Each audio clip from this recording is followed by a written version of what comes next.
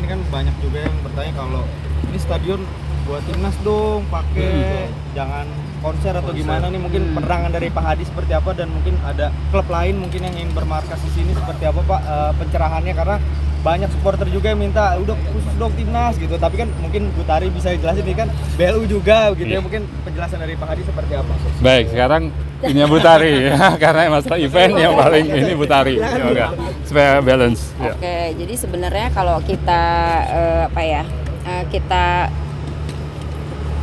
flashback marwahnya GBK ya. GBK ini kan sebetulnya sebagai sarana olahraga dan ini aset adalah milik pemerintah. Sehingga memang dalam proses pengelolaannya kami mengutamakan timnas. Dalam hal ini berlatih, melakukan kegiatan. Beberapa timnas yang diakomodir di GBK ya, bukan hanya timnas sepak bola yang rutin latihan di lapangan A dan B, akuatik contohnya juga sudah mulai sudah 5 tahun belakangan ini juga rutin berlatih di stadion akuatik kita.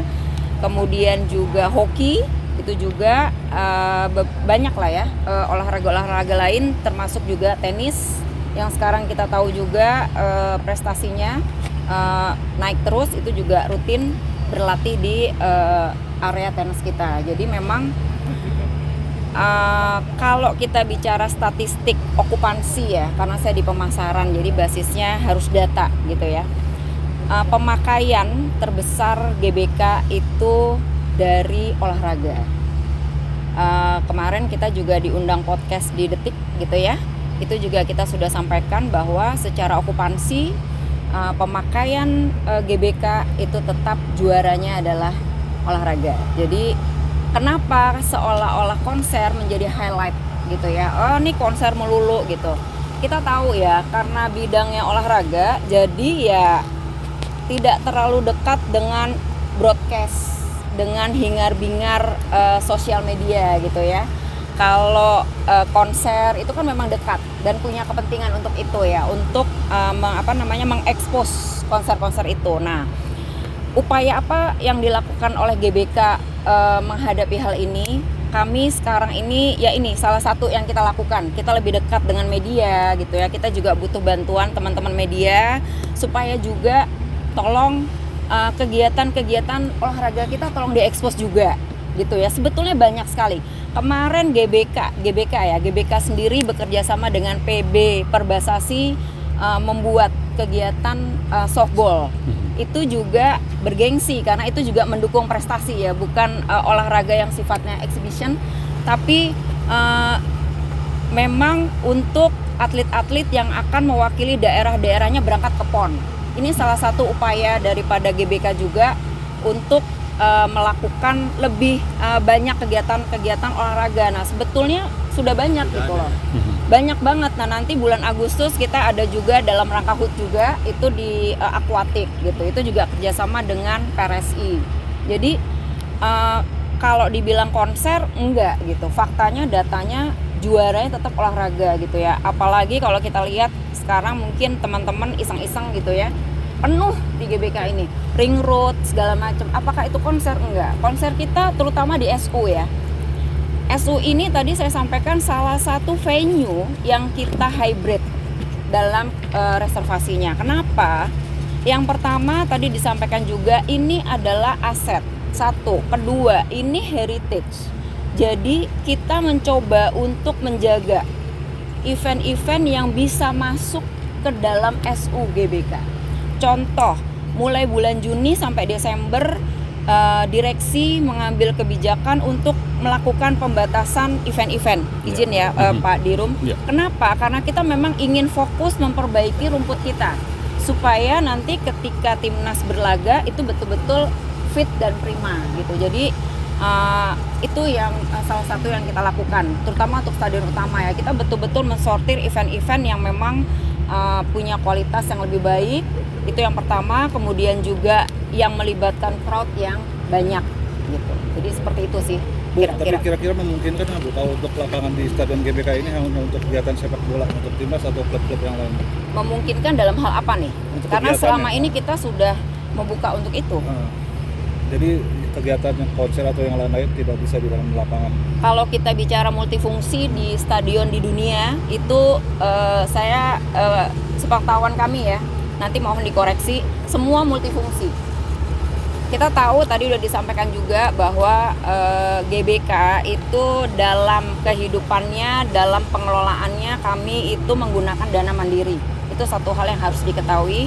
Kami tidak menggunakan anggaran APBN, sehingga kami punya tanggung jawab yang besar untuk tetap menjaga fasilitas ini tetap fit dan prima, masyarakat publik bisa menggunakan nyaman, secure gitu ya, dan tetap dijaga keheritasannya gitu. Jadi kalau dibilang khusus buat olahraga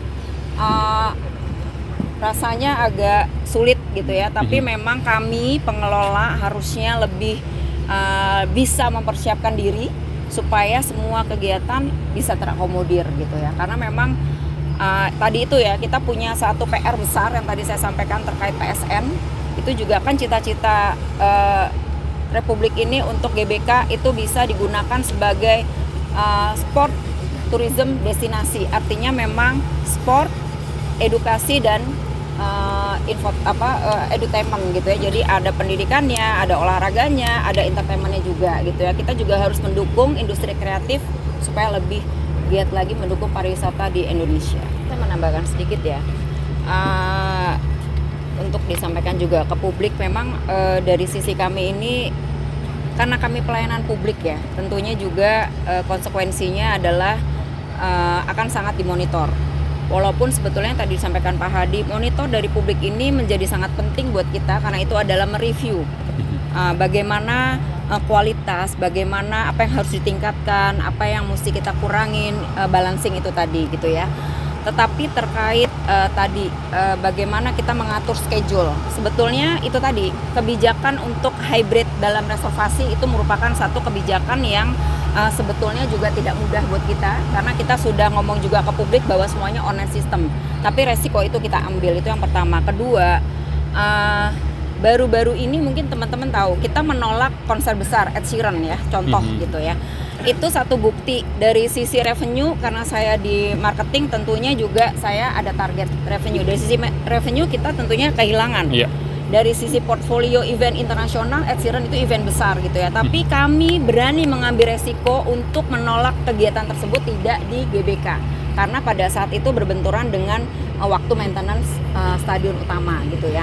Tapi itu juga tidak menutup bahwa ada juga publik yang komplain gitu ya, diviralkan dan segala macam. Jadi memang pada prinsipnya kami akan memberikan servis atau pelayanan publik yang terbaik dan tetap mengutamakan kepentingan timnas, itu jelas gitu ya. Jadi ke depan kemarin juga kita udah sampaikan ke PSSI, kita berkolaborasi terutama untuk schedule, karena kita juga ingin schedule timnas kita pastikan dulu, baru setelah itu kita akan buka schedule untuk kegiatan non bola gitu ya.